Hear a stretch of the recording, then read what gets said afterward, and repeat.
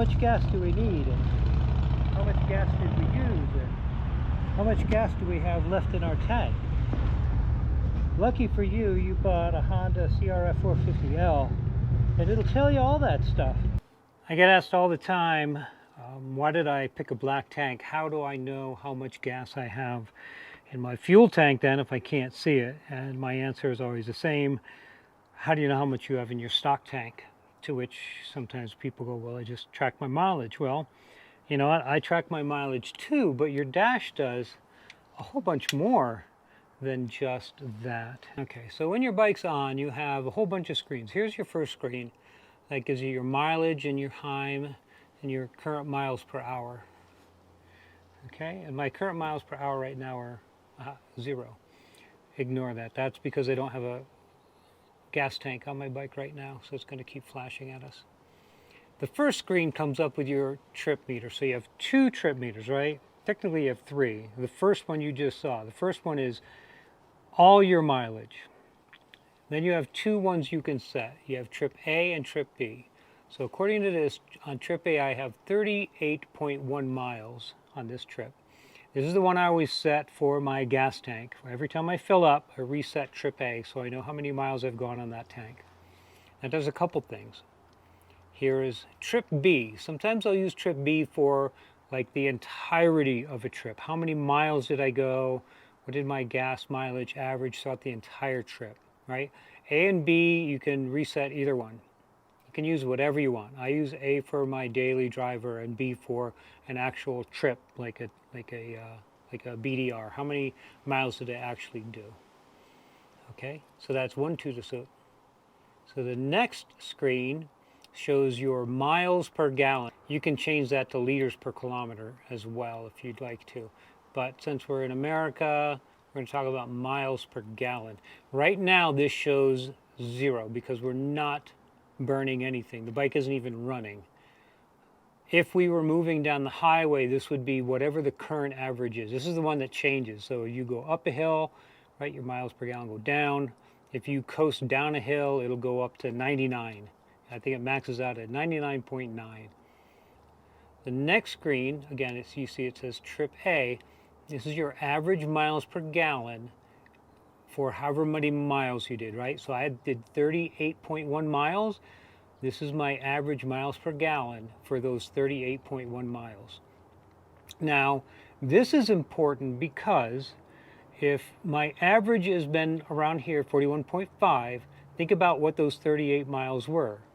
And if they were off-road miles, awesome.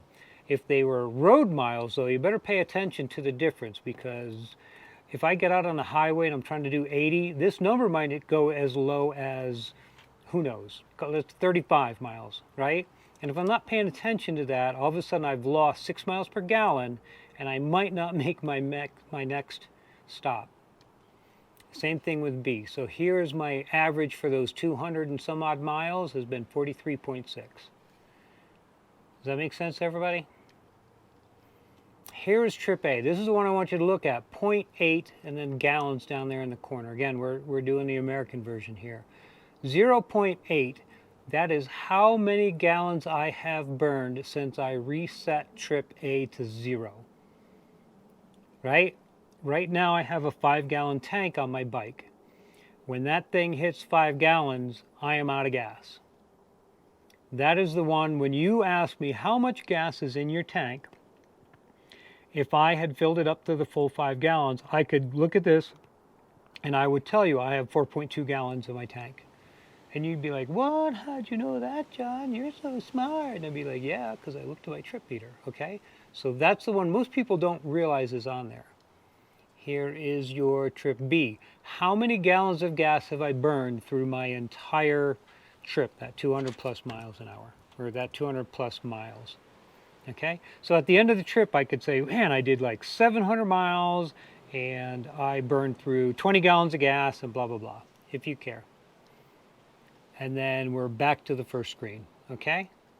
To reset your trip meter, obviously, so here I am on trip B, 263.9 miles, blah, blah, blah. If I want to change that, if I want to reset that to 0, doesn't matter if it's trip A or trip B, all you do is go over to your select button and hold it down, and it'll go to 0.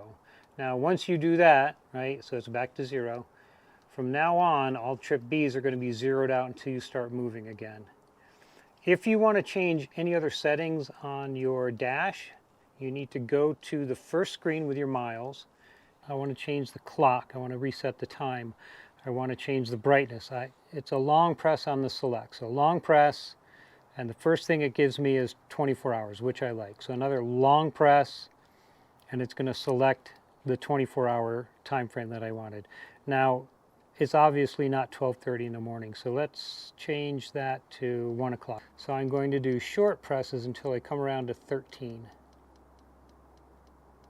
And once I get to 13, I'm going to select it by long press, and I'll switch to the hours. Let's say it's 1 p.m. even.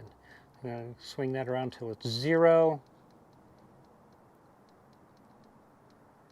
Almost there, short presses, and then a long press, and it'll go to the next function, which is your dash brightness. So that's full bright. To me at night, during the day that's awesome, but at night that's just too bright. So I'm going to put it down to 3, and then a long press, and it'll select that, and then it'll go to the next thing. So here's where you choose, do you want to do miles per hour, short press, kilometers per hour, right? So I want miles per hour, so long press selects, and there we go. And it's just that simple. But I want you guys to think about using your trip like you're supposed to, and know that it will tell you how many gallons it's burned through on the 3rd screen of each trip. So when somebody says, how much gas do you have in your tank, you can go right here. As long as you know what you started with, you can go right here and subtract whatever that number is.